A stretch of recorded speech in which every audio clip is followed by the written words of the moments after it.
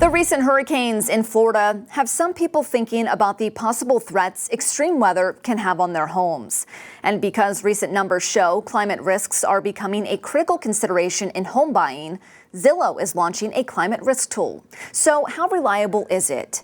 The real estate website teamed up with First Street, a climate risk financial modeling company, to create an interactive platform that gives insight into hazards from floods, wildfires, wind, heat, and air quality.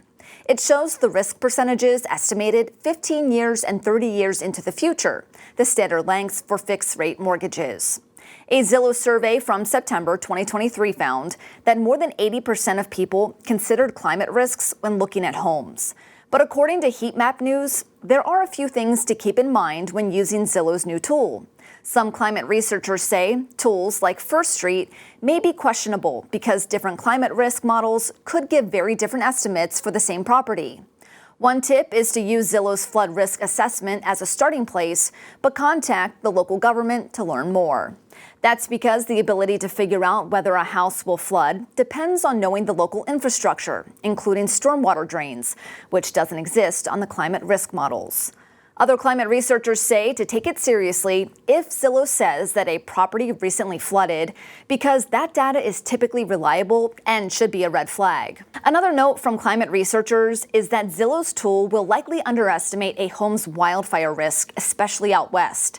That's because computer models that estimate wildfire risk are in the early stages of development. Also, when assessing whether your home faces wildfire or flood risk, you should factor in the whole neighborhood, like considering whether the roads would still be drivable if power lines fall, which isn't detected on Zillow's tool. Overall, climate researchers say using climate risk tools like this can be helpful, but to do your own research as well. Some believe community officials should be investing in climate risk tools, so it's not only up to the consumer. For example, the state of California is investing in a public wildfire catastrophe model so it can figure out which homes and towns face the highest risk. For Straight Arrow News, I'm Lauren Taylor. For more stories just like this one, download the Straight Arrow News app or visit san.com.